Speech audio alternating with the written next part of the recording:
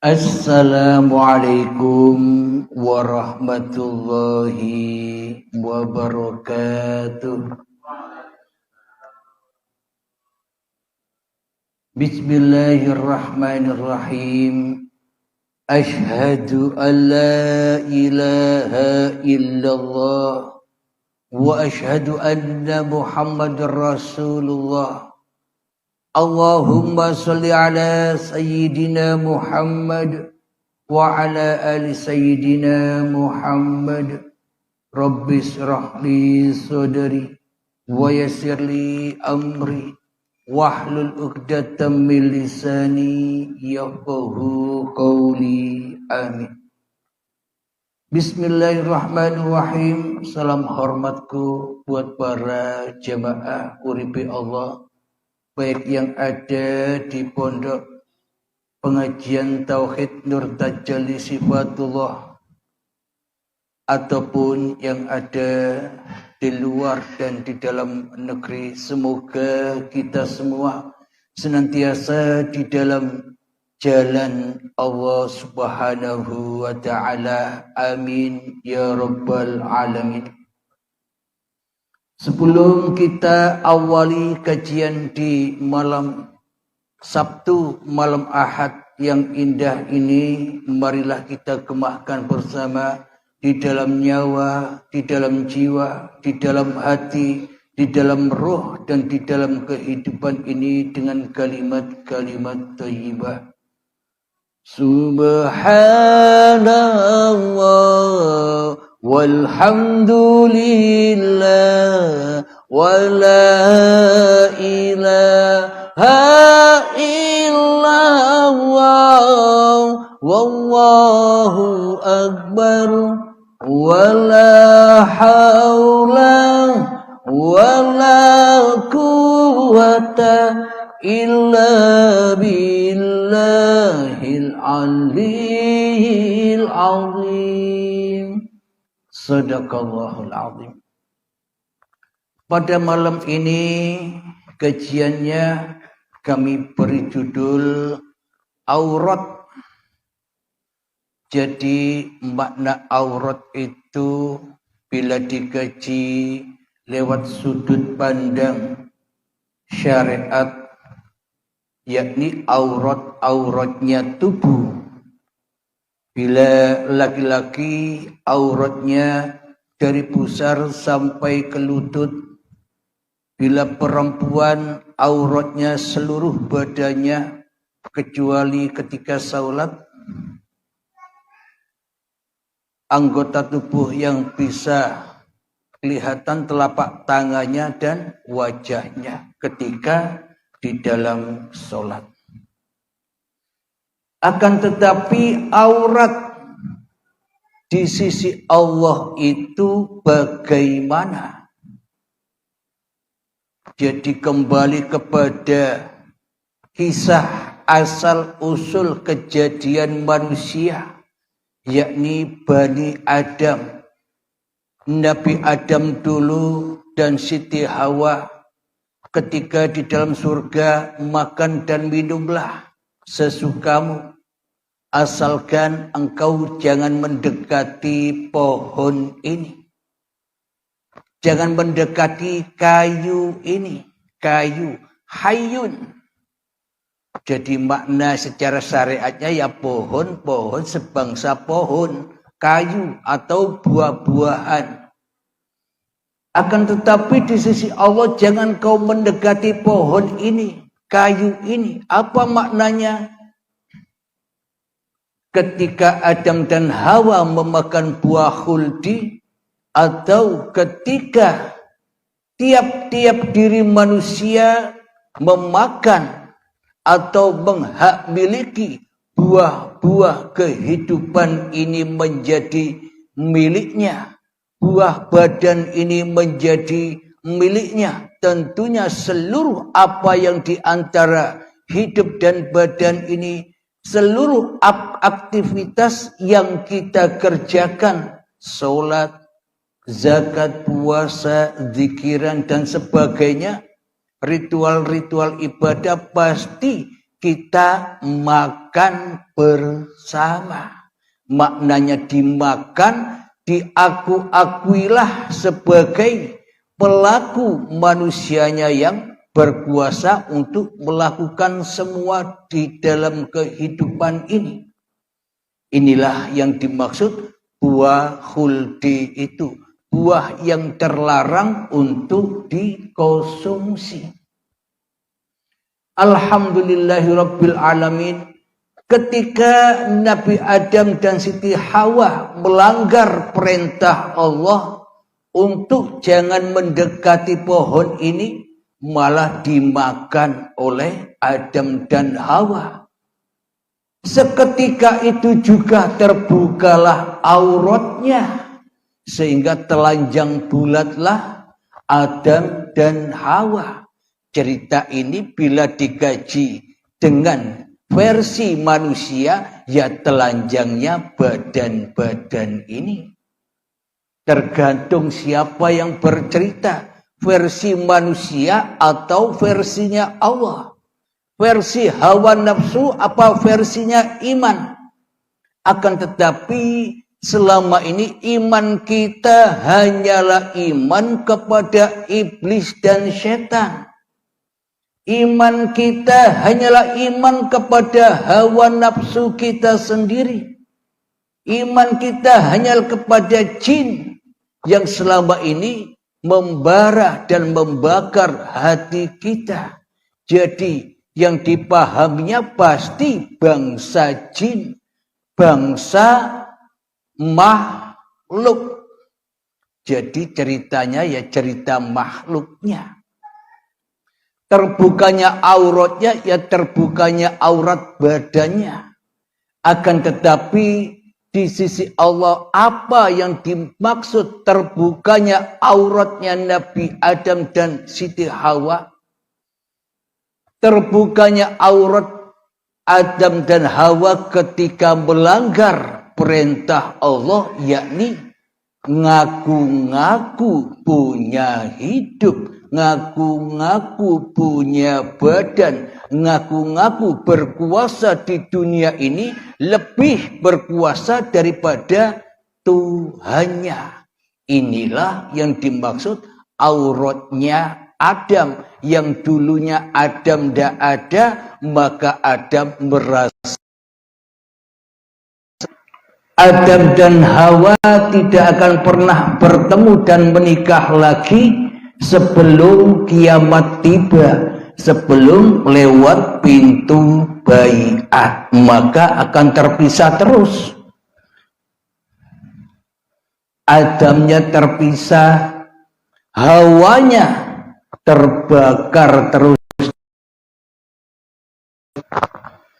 Alhamdulillahirabbil alamin. Tanpa kita sadari, kita semua termasuk saya selama ini telanjang bulat. Terbuka aurat kita. Sholatnya kelihatan auratnya. Ibadahnya kelihatan auratnya. Sholawatannya kelihatan auratnya. Baca Al-Qur'annya kelihatan auratnya, kotor, najis. Apakah diterima semua itu? Bila auratnya belum kita tutup, auratnya masih kelihatan telanjang. Apa yang dimaksud auratnya itu? Baju apa untuk menutupi aurat itu? Untuk menutupi aurat itu yakni dengan baju takwa. Takwa kembali, Hawa kembali kepada Adam. Rela, ridho, hawa nafsu kembali kepada keadamannya. Itulah yang dimaksud baju takwa. Apa? Baju surga. Kalau kita tidak menggunakan baju surga, selamanya kita takkan pernah Islam di sisi Allah. Bila kita tidak Islam di sisi Allah, mana mungkin bisa bersyahadat, mana mungkin bisa sholat, mana mungkin bisa zakat, puasa, haji, sebagainya.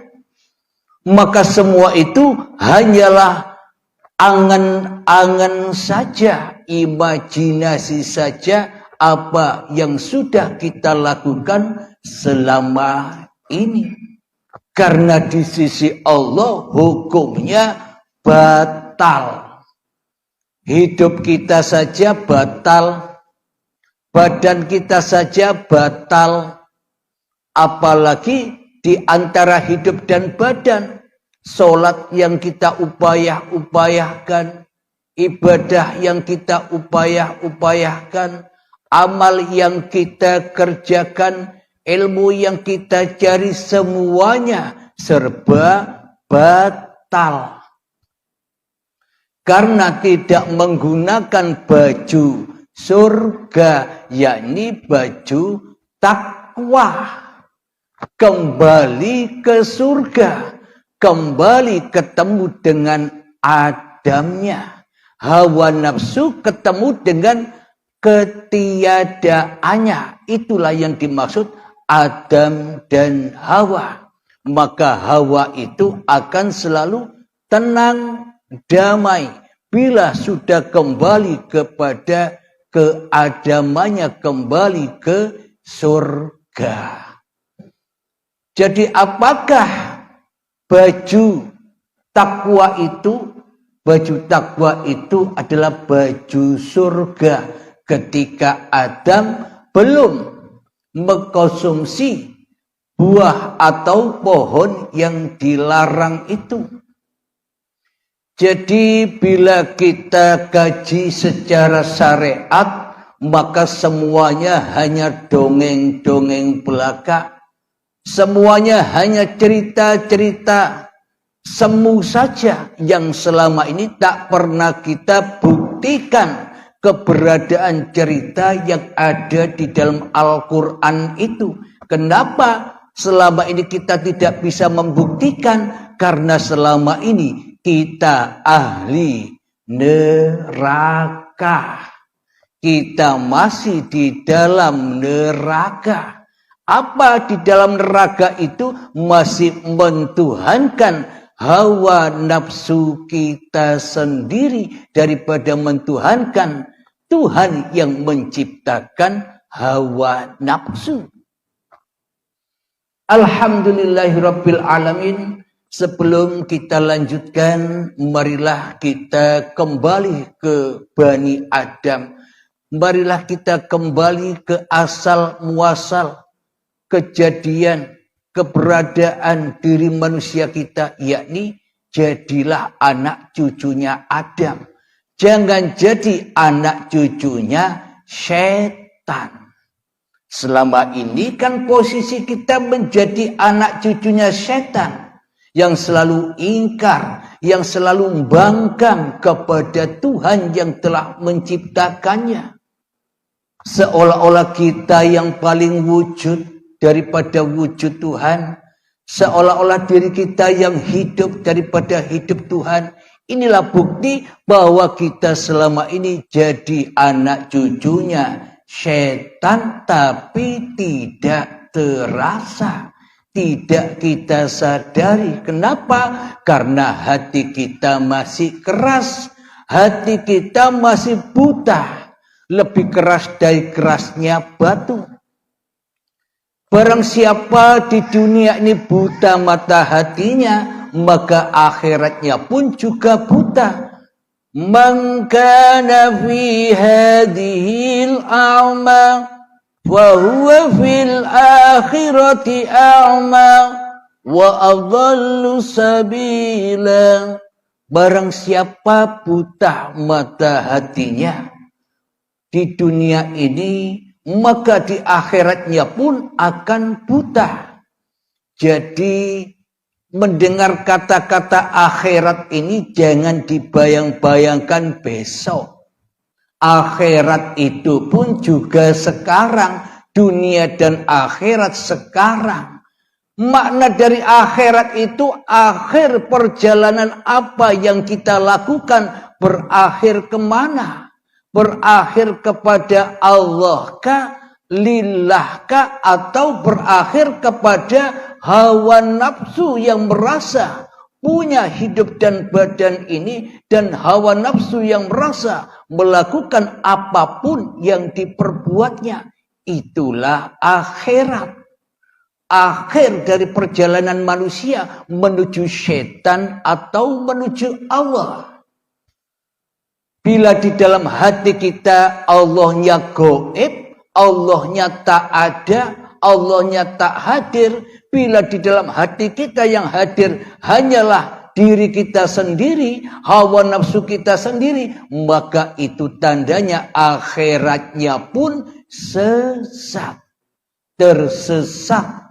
Solatnya dibawa kepada kesesatan, diaku-akuilah solat ini solatku, ibadah ini ibadahku, keberhasilan ini keberhasilanku, kekayaan ini kekayaanku, semuanya berakhir di dalam anar, di dalam pengakuan-pengakuan hawa nafsunya sendiri. Inilah akhirat yang tersesat. Jadi bukan nanti ketika manusia sudah mati. Kalau manusianya sudah mati, ya dunia akhiratnya ya sudah tidak ada lagi. Karena dunia akhirat berlaku ketika manusianya masih ada. Alhamdulillahirabbil alamin. Mari kita mengheningkan cipta supaya kita bisa kembali kepada golongan kita, yakni Bani Adam, anak cucu Adam. Bani atau anak cucu Adam itu anak cucunya yang tidak ada, gaib, rawujud, yang wujud, yang nyata, yang hadir, yang hidup hanya Allah. Marilah kita menjelami samudra yang selama ini kita belum menyelaminya dan mengambil mutiaranya. Mengheningkan cipta, mulai, silahkan.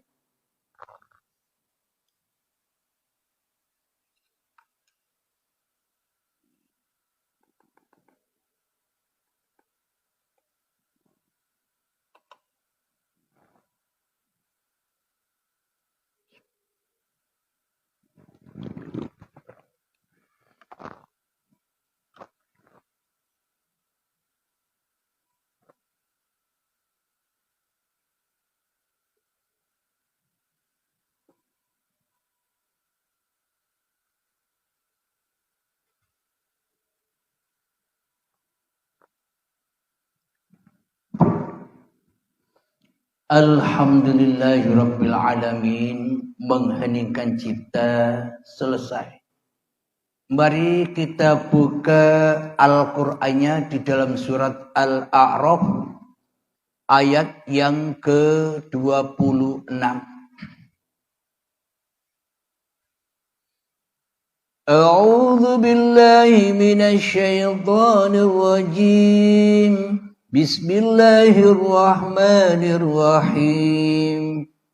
Ya bani Adam qad anzalna 'alaikum libasan yuwari sawatikum wa risha wa libasut taqwa dzalika khair.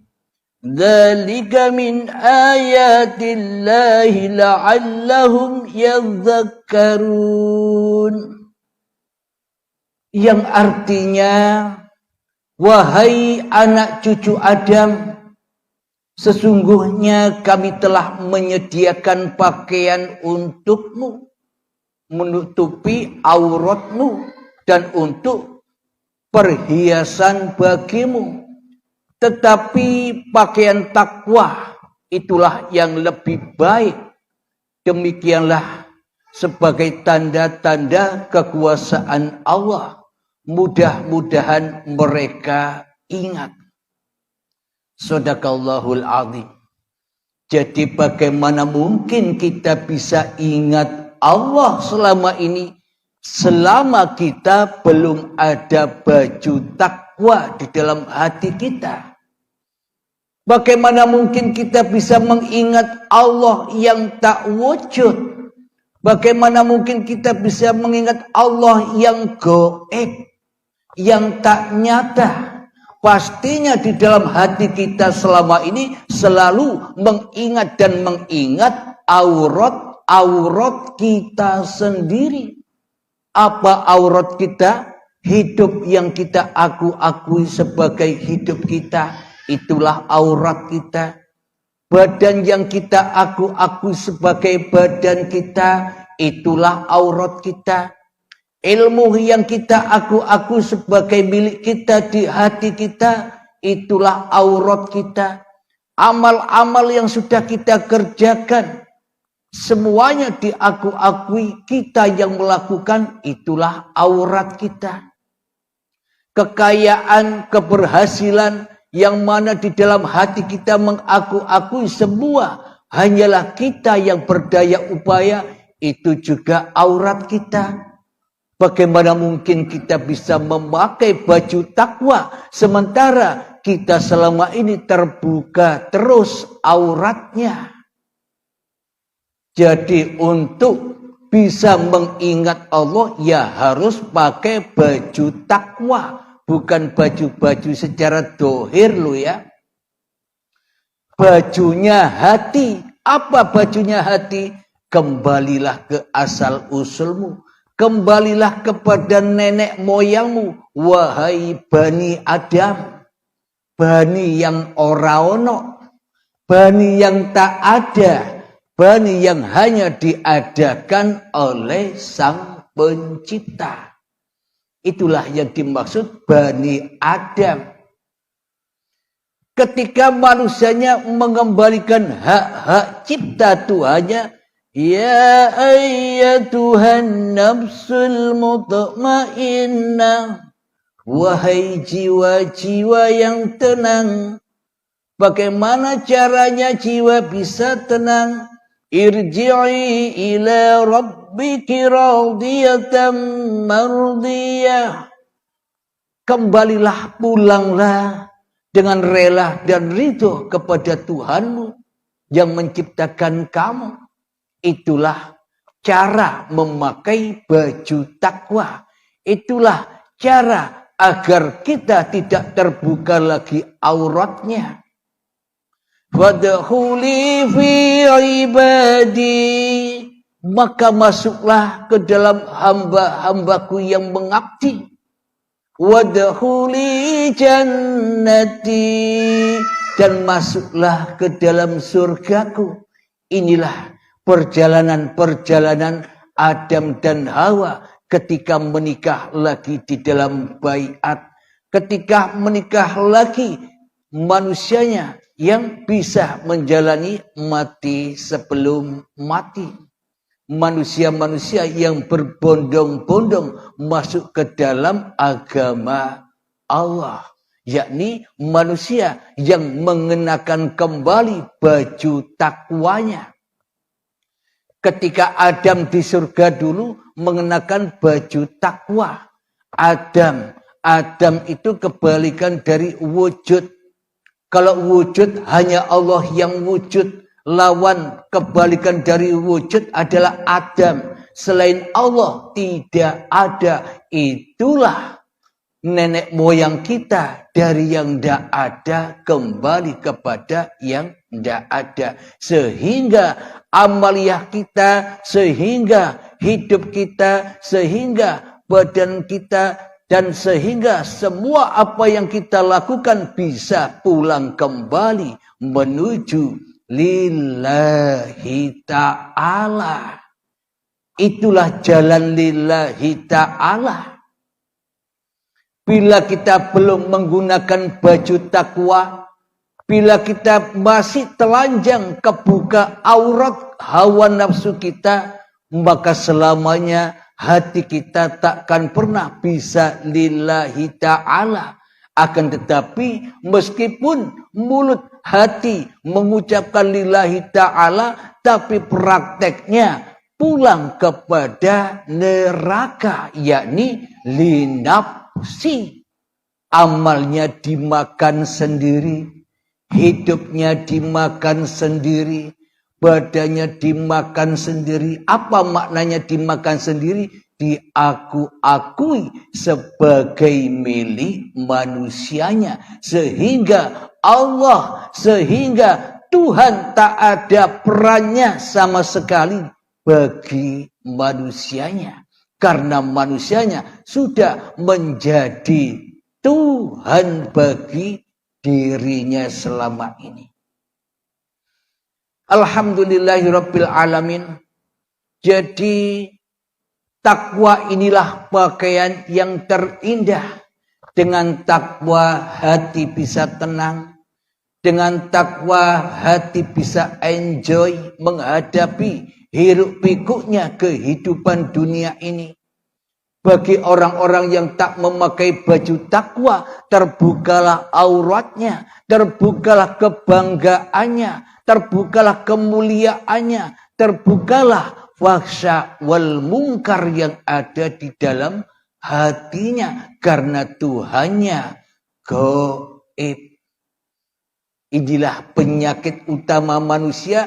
Bila Allahnya masih gaib bagi diri manusianya, maka kehidupannya seluruhnya menjadi racun-racun neraka. Api-api neraka. Mari kita lanjutkan Al-A'raf ayat yang ke-27. Ya bani Adam la yaftinannakumus syaitanu kama akhraja abawaykum minal jannati yanzi'u anhuma libasuhuma liyuriyahuma sawatihima.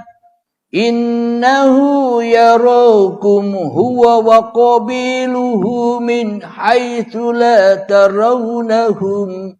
Inna ja'alna asyayatina awliya'a lilladzina la yu'minun. Yang artinya, wahai anak cucu Adam, janganlah sampai kamu tertipu oleh setan, sebagaimana halnya dia, setan telah mengeluarkan ibu bapakmu dari surga. Dengan menanggalkan pakaian keduanya untuk memperlihatkan aurat keduanya. Apa aurat keduanya? Syirik. Inna syirka ladzulmun azim. Syirik itulah kedzaliman yang sangat besar. Lanjutannya, sesungguhnya dia dan pengikutnya dapat melihat kamu dari suatu tempat yang kamu tidak bisa melihat mereka. Sesungguhnya kami telah menjadikan setan-setan itu pemimpin bagi orang-orang yang tidak beriman. Jadi siapa pemimpin kita selama ini? Wahai manusia, wahai orang Islam, wahai orang Nasrani, Yahudi, Majusi, semua agama, siapa pemimpin kita selama ini? Siapa Tuhan kita selama ini? Bila di dalam hati kita yang ada bukan Tuhan, bila di dalam hati kita yang ada hanyalah individu hawa nafsu kita sendiri, berarti kita selama ini menjadikan setan sebagai pemimpin kita. Kita tidak menyadari itu selama ini karena butanya mata hati kita, termasuk saya. Jadi iblis setan itu bisa melihatmu dimanapun kau berada. Kenapa? Karena iblisnya adalah dirimu sendiri. Diri kita inilah iblis dan setan.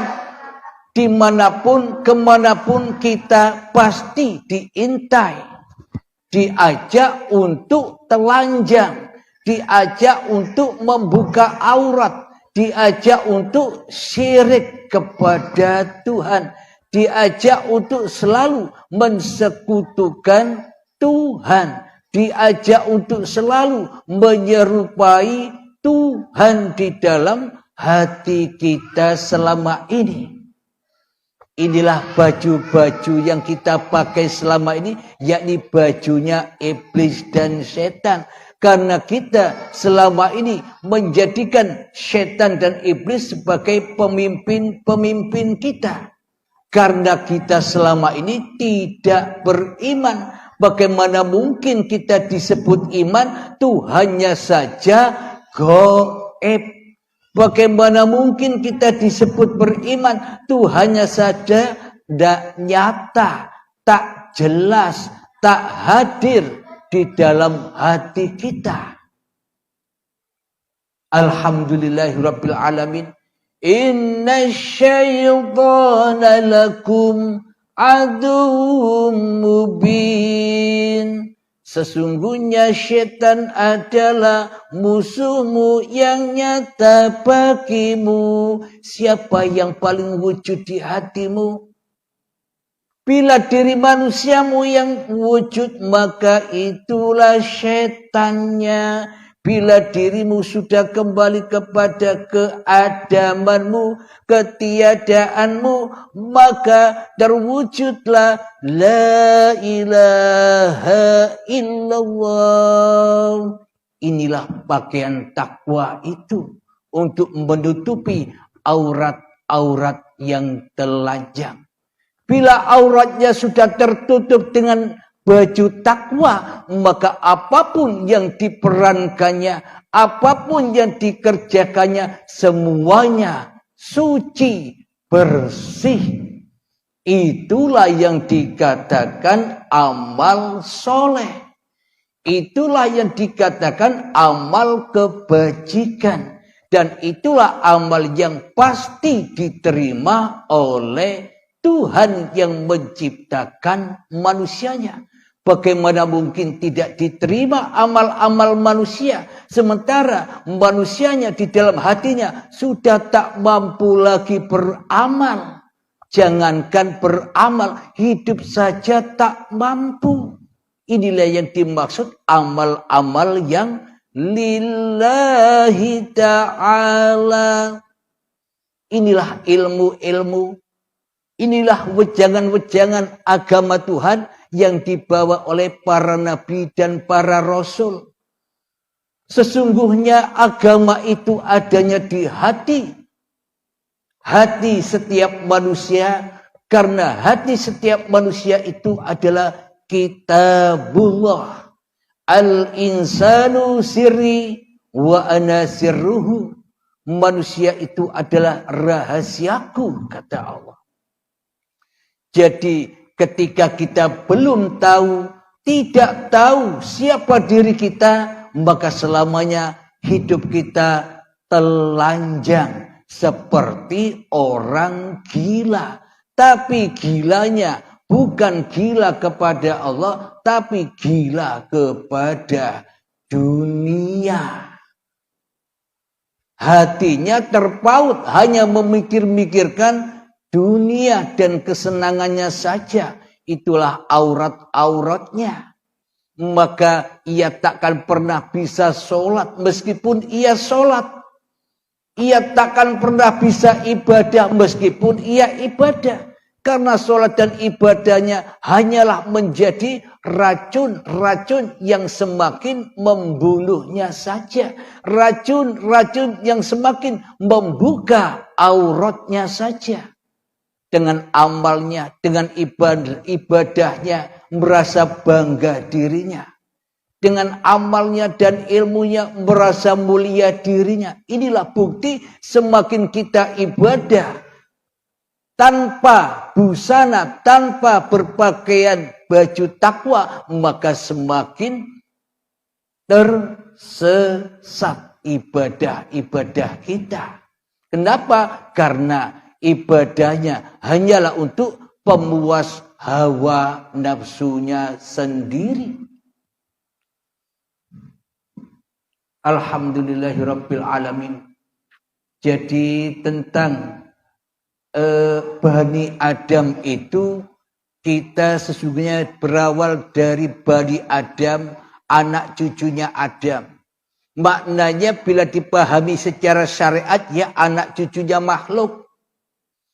Tapi secara hakikatnya, adakah makhluk tanpa Tuhan?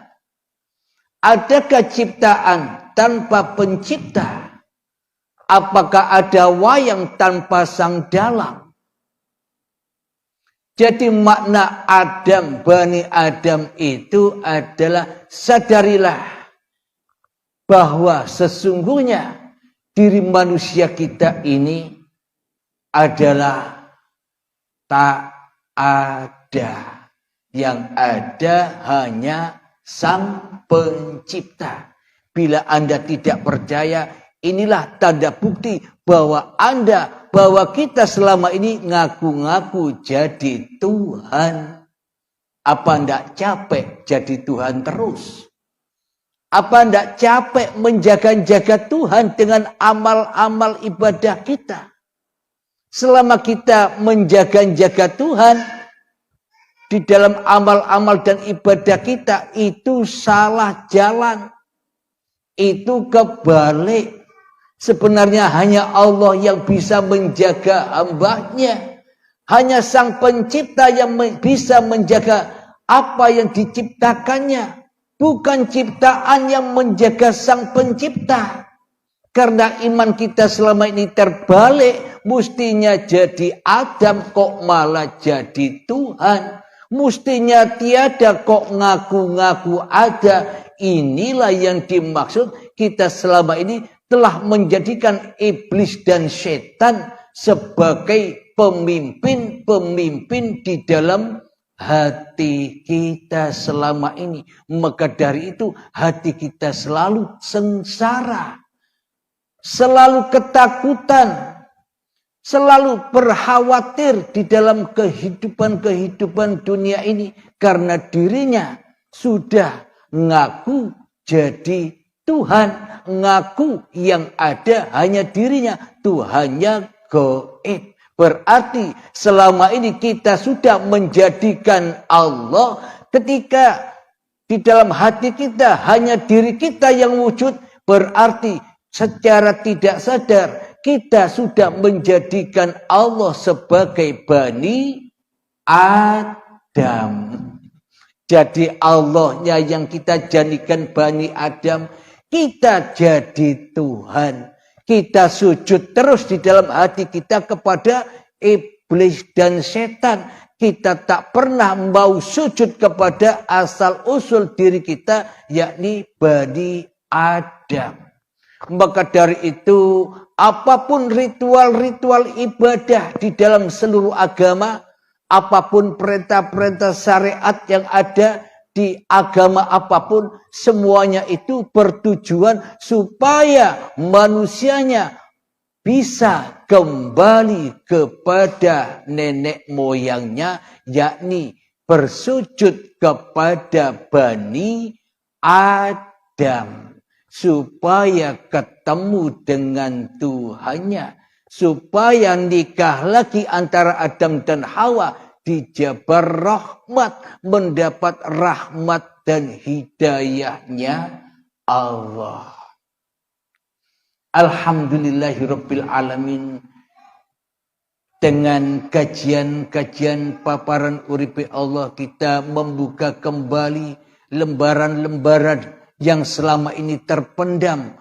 Ajaran para nabi dan ajaran para rasul yang selama ini tambah mendekati akhir zaman ini tambah sirna ajaran-ajarannya. Ajaran hati tambah sirna. Kenapa? Karena hati sudah sudah dipimpin oleh iblis-iblis yang terlaknat, yakni sombong di dalam beragama, merasa mulia agamanya, merasa benar apa yang sudah diikutinya. Inilah tanda-tanda akhir zaman, yang mana akhir zaman itu akan kedatangan hari kiamat. Bagi yang sudah baiat, ya sudah kiamat. Ya sudah ketemu lagi antara Adam dan Hawanya. Alhamdulillahirabbil alamin. Semoga yang sebentar ini bisa bermanfaat khususnya untuk diri saya dan untuk kita semua jamaah uripe Allah. Sebelum kita akhiri kajian ini, marilah kita gembahkan selawat dzalimin daf'ul bala agar hati kita tidak zalim lagi, agar hati kita bertaubat dari memakan buah khuldi, agar tidak kembali ke dunia dan agar tidak dibakar dengan urusan-urusan dunia.